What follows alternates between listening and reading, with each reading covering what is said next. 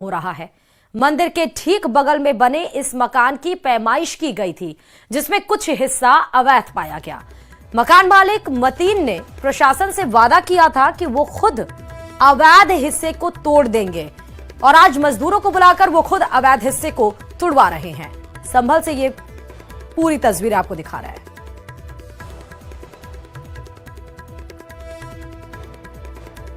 तो मकान के जो अवैध हिस्से हैं, खुद मकान मालिक के द्वारा ये बताया गया था कि उस अतिक्रमण को वो हटवाएंगे, सरकार को उसमें इंटरफेरेंस करने की जरूरत नहीं है। खुद कहे गए अपने शब्दों पर अमल करते हुए तस्वीर में नजर आ रहे हैं। मंदिर के बगल में जो घर बनाया गया जो अवैध है, उसको तोड़ते हुए यहां पर तुड़वाते हुए नजर आ रहे हैं मतीन खां। और यह भी खबर संभल से ही है। संभल में महादेव मंदिर में आज भी भक्तों के आने का सिलसिला जारी है। आज मंगलवार है, लिहाजा हनुमान जी की पूजा के लिए लोगों की भीड़ उमड़ रही है। 46 साल पुराने मंदिर को प्रशासन ने शनिवार को खुलवाया है, जिसमें एक शिवलिंग है और बजरंगबली की 4 फीट ऊंची मूर्ति है। मंदिर को प्राचीन संभलेश्वर महादेव मंदिर का नाम दिया गया है और मंदिर में शिवलिंग की पूजा अर्चना महाकाल के रूप में की गई है। उज्जैन के महाकाल की तरह ही शिवलिंग का श्रृंगार किया गया। मंदिर में एक पुजारी की नियुक्ति भी कर दी गई है ताकि प्रतिदिन पूजा अर्चना होती रहे। वहीं संभल में कुछ और कुएं मिले हैं जिनको साफ कराया जा रहा है। साथ ही मंदिर के पास के अवैध निर्माण पर एक्शन जारी है। 8 तस्वीरें इस समय आपके सामने हैं। संभल में सब मंगल नजर आ रहा है। रंग रोगन के बाद मंदिर खूबसूरत, और जब चंदन से लिपाई हुई तो उसके बाद मूर्ति किस तरह से चमकी हुई नजर आ रही है वो आपको दिखा रहे हैं। मंगलवार है, हनुमान जी की मूर्ति है ये। मंदिर में महाकाल को भव्य तरीके से सजाया गया। महंत यहां पर नियुक्त कर दिए गए ताकि रोजाना पूजा अर्चना की जा सके। यूपी में अभी भी पुलिस की तैनाती यहां पर है। अतिक्रमण पर एक्शन मतीन खान के द्वारा किया जा रहा है। कुएं को घेरा गया है। कल मिली थी मूर्तियां, और भी कुएं मिले हैं।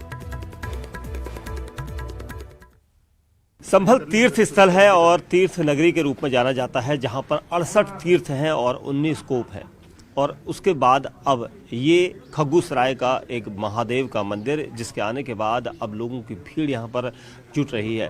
सोमवार का दिन महाकाल की आरती का था। भव्य तरीके से भगवान शिव के उस शिवलिंग को यहाँ पर सजाया गया था और महाकाल की आरती की गई थी। महाकाल का पूरा रूप इस शिवलिंग को दिया गया था और यहाँ पर जो लोग यहाँ पर जुटे थे उन्होंने भजन कीर्तन गाकर सुबह से शाम तक शिवमय माहौल बनाया था। और इस भव्य जो शिवलिंग है उसको देखकर आपको लग रहा होगा कि महाकाल साक्षात यहाँ पर नजर आ रहे हैं। और आज है मंगलवार का दिन और बजरंगबली का दिन है। बजरंगबली की मूर्ति को आप देखिए, बिल्कुल साक्षात यहाँ पर उसे भी आज सजाया गया है, क्योंकि मंगलवार के दिन यहाँ पर लोग आएंगे और पूजा अर्चना करेंगे। क्योंकि भगवान शिव और बजरंगबली यानी हनुमान जी का मंदिर इसे कहा जाता है, जो 46 साल बाद आज एक बार फिर सामने लोगों के खड़ा है। और लोग अब यहाँ पर जुटते आ रहे हैं, क्योंकि दूर दराज से लोग आते थे। लोगों का ये भी कहना था कि पहले वो यहाँ पर डर की वजह से नहीं आते थे, लेकिन अब खुलकर यहाँ पर लोगों की भीड़ जुट रही है।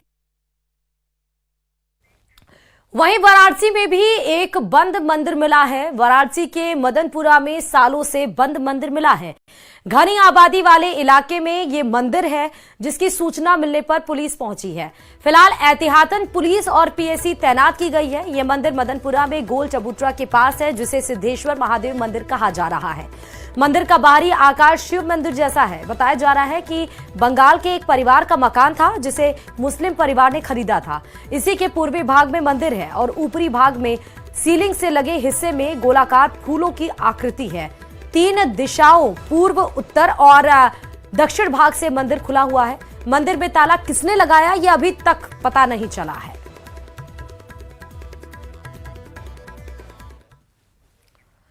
और बड़ी खबर प्रियंका गांधी से जुड़ी हुई इस वक्त की आपको बताते चले। नए हैंडबैग के साथ संसद भवन पहुंची थी प्रियंका गांधी।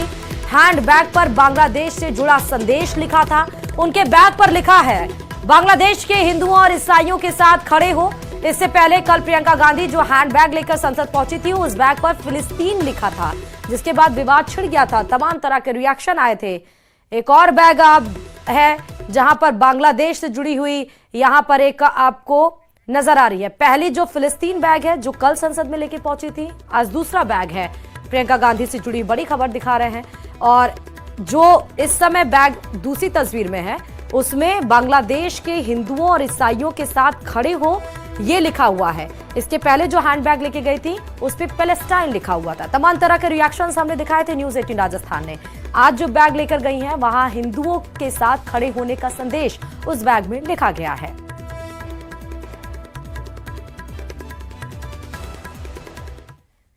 इंडिया गठबंधन ईवीएम के मुद्दे पर दो फाड़ होता हुआ दिखाई दे रहा है। नेशनल कॉन्फ्रेंस के नेता और जम्मू कश्मीर के मुख्यमंत्री उमर अब्दुल्ला के बाद तृणमूल कांग्रेस के नेता अभिषेक बनर्जी ने भी इस मुद्दे को आधारहीन बता डाला। अभिषेक बनर्जी ने कहा कि अगर ईवीएम में कोई कमी है तो उसे सबूतों के साथ चुनाव आयोग को दिखाना चाहिए। उमर अब्दुल्ला के बाद ईवीएम पर कांग्रेस के दावों पर अभिषेक बनर्जी ने भी सवाल खड़े कर दिए। सुनिए जरा ईवीएम के दावों को जो लगातार कांग्रेस उठाती रही है उस पर अभिषेक बनर्जी ने क्या कुछ रिएक्शंस दिए हैं। जो लोग ईवीएम पे सवाल उठा रहे हैं, अगर उनके पास कुछ है तो इलेक्शन कमीशन को जाके वो डेमो दिखानी चाहिए कि भाई हमारे पास ये वीडियो है। क्योंकि इलेक्शन कमीशन ने वो सबको बुलाया था और मैं इतना दिन से चुनाव जमीन पे करवाता हूं। मुझे लगता है आप अगर ईवीएम रैंडमाइजेशन के टाइम ठीक से काम करेंगे और बूथ पे जो लोग काम करता है वो मॉक पोल के टाइम पे भी आप अगर चेक करेंगे, उसके बाद काउंटिंग के टाइम पे आपका 17 सीट जो फॉर्म होता है जिसे बैलेट यूनिट कंट्रोल यूनिट मिलाया जाता है, वो अगर ठीक से चेक करेंगे तो मुझे नहीं लगता है कि ये जो एलिगेशन है इसमें कोई सब्सटेंस है। अगर फिर भी किसी को लगता है कि भाई ईवीएम मैनिपुलेट हो सकता है, ईवीएम हैक हो सकता है, तो मुझे लगता है डेलीगेशन जाके इलेक्शन कमीशन को मिलना चाहिए। इस मुद्दे पर बीजेपी ने कांग्रेस पर तंज कसा। धर्मेंद्र प्रधान ने कहा कि कांग्रेस के पास अब कोई विचार नहीं बचा है, तो वहीं दिग्विजय ने कहा कि अगर पीएम और ईसी को ईवीएम से इतना प्यार है तो वीवीपैट की स्लिप हमें दे देनी चाहिए। सुनिए क्या कुछ रिएक्शंस हैं। हिंदी वालों को पूछो आपने आपस में क्यों झगड़ रहे हैं, नेतृत्व को लेके, इलेक्शन कमीशन को लेके। देखो ये जब हार रहे हैं, विशेष करके कांग्रेस पार्टी के पास कोई आइडियाज बची नहीं है। बार बार हारने के कारण एक फ्रस्ट्रेशन उनकी मन में डेवलप हो चुकी है। उसकी प्रतिफलन अभी संसद में जब चर्चा हुई, संविधान की 75वां साल में जो चर्चा हुई, जिस प्रकार की अंतसार शून्य चर्चा कांग्रेस पार्टी की ओर से किया गया, ये बहुत ही सोचने लायक विषय है। कांग्रेस पार्टी की दिवालियापन कहां तक जाके पहुंचेगी। तो वैसे बैलेट पेपर के पक्ष में है, लेकिन मशीन वालों को मशीन से इतना ही प्रेम है, माननीय प्रधानमंत्री जी और इलेक्शन कमीशन को इतना ही प्रेम ईवीएम से है, तो भाई उस वीवीपैट स्लिप को डब्बे में क्यों गिराते हो? 7 सेकंड के दर्शन के लिए हमें हाथ में दे दो और उसको हम बैलेट बॉक्स में डाल देंगे, गिनती करवा लो।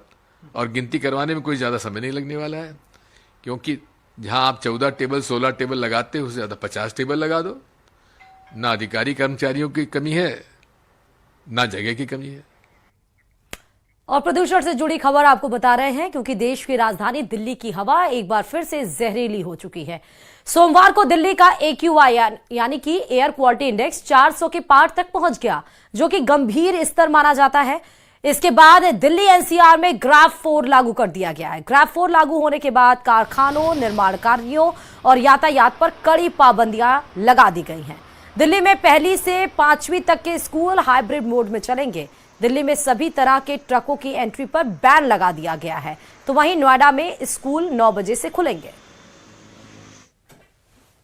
एक बार फिर स्मॉग की वापसी हो गई है। दिल्ली का प्रदूषण स्तर जो है वो 400 के पास बना हुआ है, खतरनाक स्तर पर बना हुआ है। और इसी के चलते दिल्ली में GRAP यानी कि ग्रैप 4 को भी लागू किया गया है। लेकिन प्रदूषण का असर किस तरीके से आपको नजर भी आ रहा है, उसकी तस्वीर हम आपको दिखा रहे हैं। स्मॉग आपको नजर आ रहा है। इंडिया गेट से इस वक्त मेरी दूरी महज 50 मीटर की है और यहाँ पर आप देखेंगे कि आपको, और इसी के साथ ही